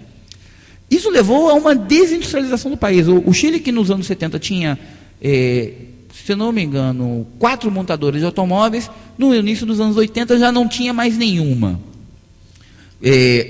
Praticamente tudo que era industrial no Chile era necessariamente importado. Isso aqui no governo Collor, o governo Collor aqui no Brasil é que abriu a porteira para isso. Foi a forma de resolver a crise econômica. A crise política, que de uma forma ou de outra se abriu nos anos 70 por conta da ferocidade da ditadura chilena, da sua falta de legalidade, de legitimidade, principalmente a partir da CPI, do Subcomitê do Senado americano em 76, foi resolvida em 1980, quando o ditador se deu de presente uma Constituição que, entre outras coisas, dava a ele um mandato de 8 anos e que era revogável indefinidamente. Então, ele, a cada 8 anos, ele podia se tornar de novo presidente, e de novo, sendo que não haviam eleições. Em 80 se promulgou essa Constituição e em 1988 haveria um plebiscito. Começou um processo de resistência contínua ao golpe, protestos após protestos, dia após noite, passava inverno, primavera, outono, verão e assim sucessivamente, as estações se alternavam e os protestos não paravam nunca. Aos poucos, muitos chilenos começaram a retornar ao país quando lhes era permitido. Quando não era permitido, por exemplo, houve uma migração. Muitos chilenos que viviam na Argentina, em diferentes pontos da Argentina, se mudaram para a cidade de Mendoza, que é próxima à fronteira e é próxima à capital Santiago, e começaram a realizar protestos em Mendoza. Vários dos músicos que a gente falou do movimento da Nova Canção Chilena, que a gente vai tocar nos próximos quadros do Poder da Música, davam concertos em Mendoza, em cidades fronteiriças da Argentina, e atraíam cidadãos chilenos que cruzavam a fronteira para ver shows desse pessoal que não podia voltar ao país porque estava proibido de retornar ao país. Caso, por exemplo, do meu tio, que foi preso, meu tio Miguel, que a mãe dele morreu, ele vivia na Dinamarca, o governo chileno autorizou o retorno dele por apenas algumas horas. Ele foi ao Chile, assistiu o enterro, e imediatamente um carro oficial do governo pegou ele, colocou ele de volta no primeiro avião no aeroporto para fora do país. Então ele aí pegou um avião para Buenos Aires e de lá um avião para Copenhague, onde ele vivia na época. Esses protestos todos, a pressão internacional, levaram a que Pinochet cumprisse o que ele tinha colocado na Constituição, mas que, se não fosse a pressão, provavelmente ele não iria cumprir. Ele convocou um plebiscito. Em 1988, um plebiscito absolutamente fraudulento. A cédula eleitoral dizia: Presidente Augusto Pinochet Ugarte. Sim, não. Só isso. É o que estava na cédula. Não perguntava, você quer que o presidente permaneça? Não, nada disso. O pessoal botava o nome do presidente, do ditador, e um sim e um não, e um espaço para você cortar, né? Fazer uma linha dizendo o que você preferia, sim ou não. De forma geral, todo mundo acreditava que esse plebiscito ia ser uma fraude e Pinochet ia continuar no poder. A Constituição de 80 foi aprovada num plebiscito e que todo mundo reconheceu como fraudulento. Então, começou a haver uma articulação das forças políticas para intervir nesse plebiscito. Então, criou-se uma coalizão de partidos que pegava todos os partidos da oposição, exceto o Partido Comunista, que estava absolutamente ilegal, mas na verdade nenhum partido era legal na época, tá? Todos os partidos eram proscritos. Então pegou todos os partidos, desde do Partido Radical, que tinha feito parte da Unidade Popular, que era de centro, a Democracia Cristã, que era de centro-direita, até o Partido Socialista, que era de centro-esquerda. Era o mais radical na época do governo Allende, mas nos anos 80 era o mais moderado. E formaram essa coalizão chamada Concertación de los Partidos por la Democracia, ou seja, coalizão dos partidos pela democracia. Juntou esse povo todo e começaram a intervir fortemente na campanha do não, ou seja, do não no plebiscito. E contra todas as expectativas dos observadores da imprensa internacional, o não foi vencedor com 56% dos votos contra 44% dos votos a favor do sim.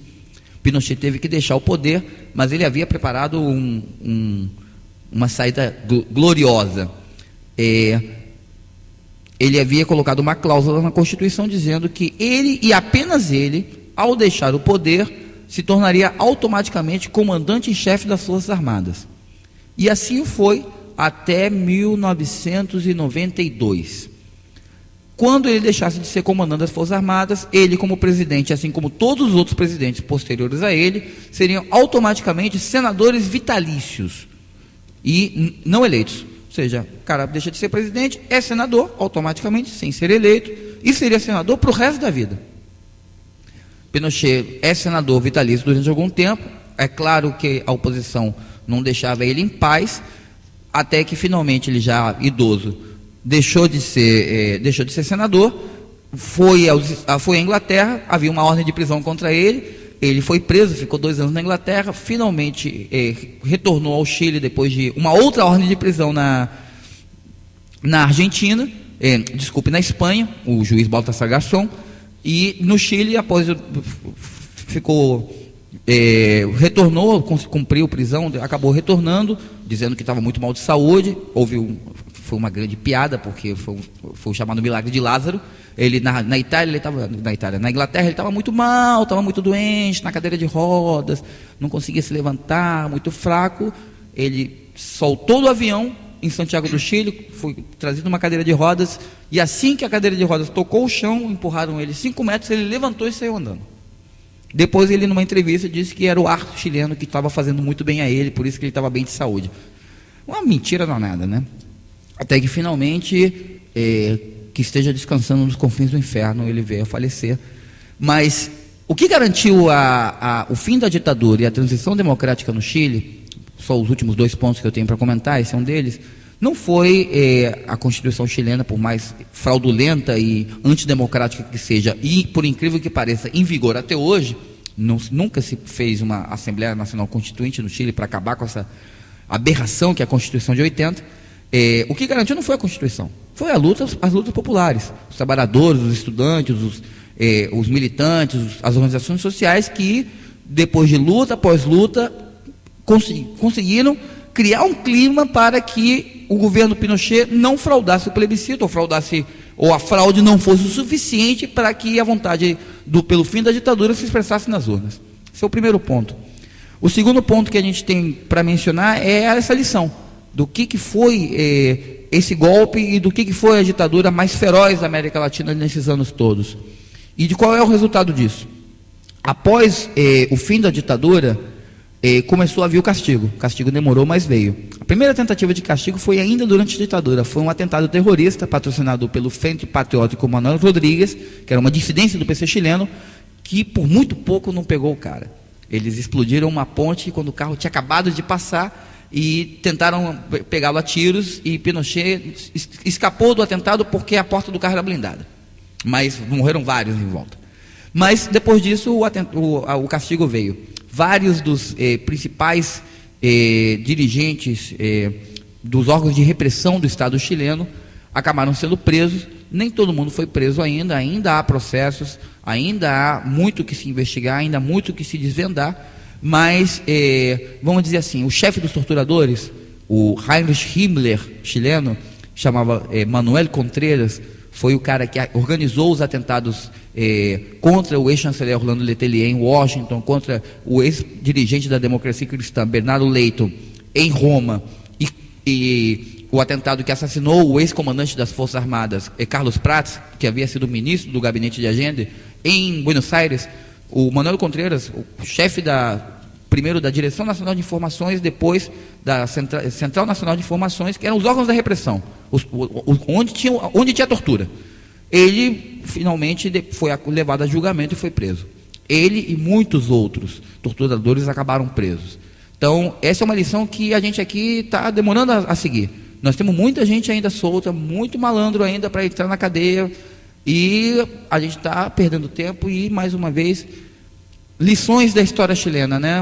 Os 13 anos de lulopetismo não se recusam a aprender isso. Bom, vamos agradecer aqui essa verdadeira aula aqui do nosso professor Rodrigo, né? 40 anos do golpe militar do Chile. Rodrigo, tem alguma literatura que alguém queira se aprofundar? Aí são várias, né? Mas qual que você pode dar aí a indicação para conhecer um pouquinho mais aí da história da ditadura no Chile?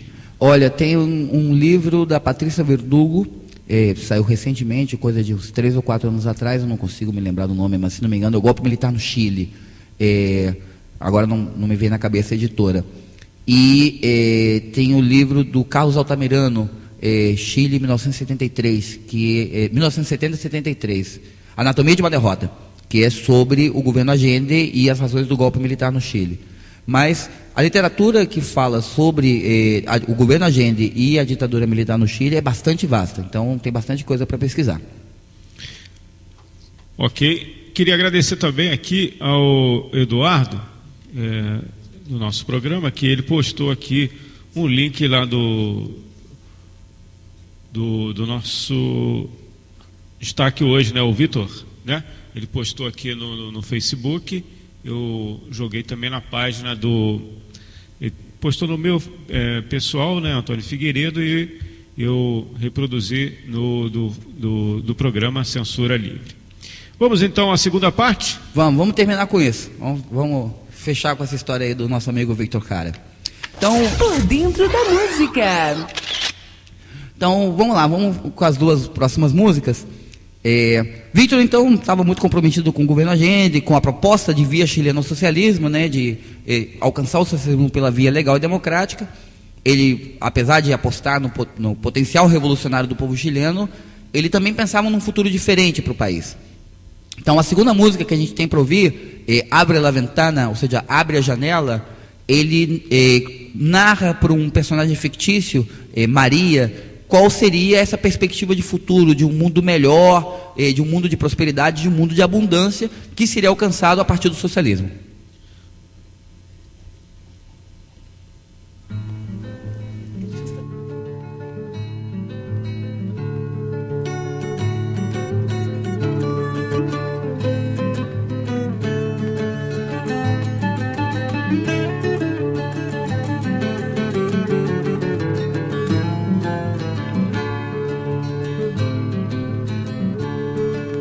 María,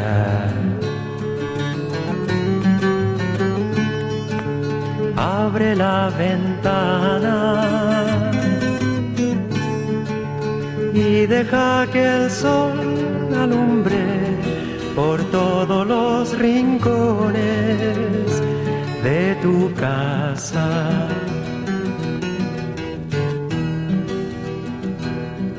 María, mira hacia afuera. Nuestra vida no ha sido hecha para rodearla de sombras y tristeza. María, ya ves, no basta nacer, crecer, amar para encontrar la felicidad. Pasó lo más cruel. Ahora tus ojos se llenan de luz y tus manos de miel, tus manos de miel, tus manos de miel, María.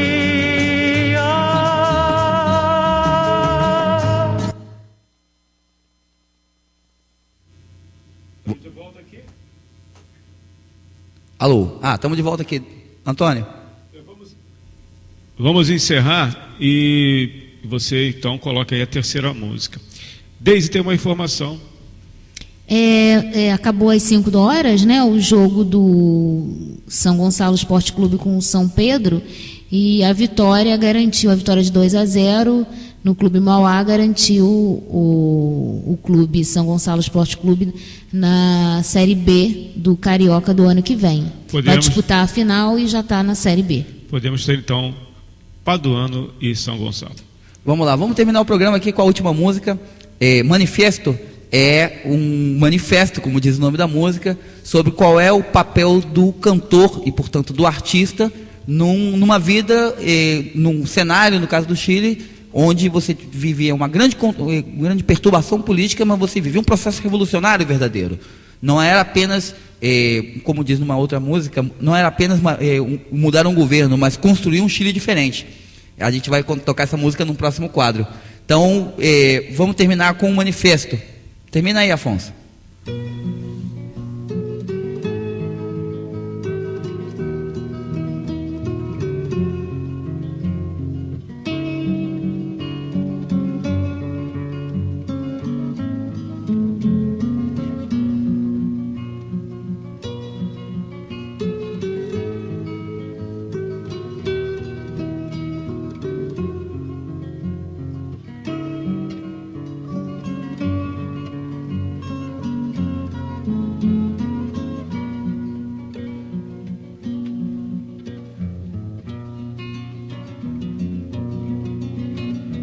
Yo no canto por cantar,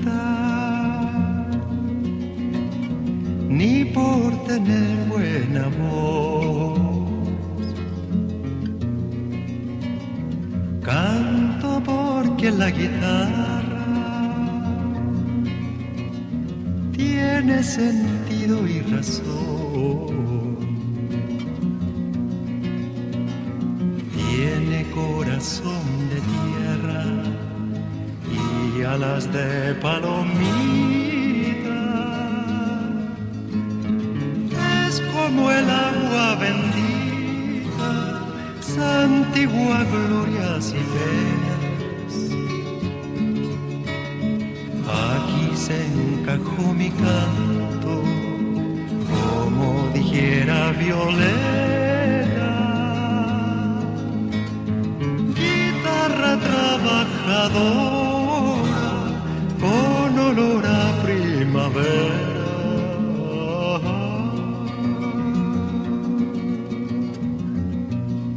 Voltamos a apresentar Censura Livre. Censura Livre. Censura Livre.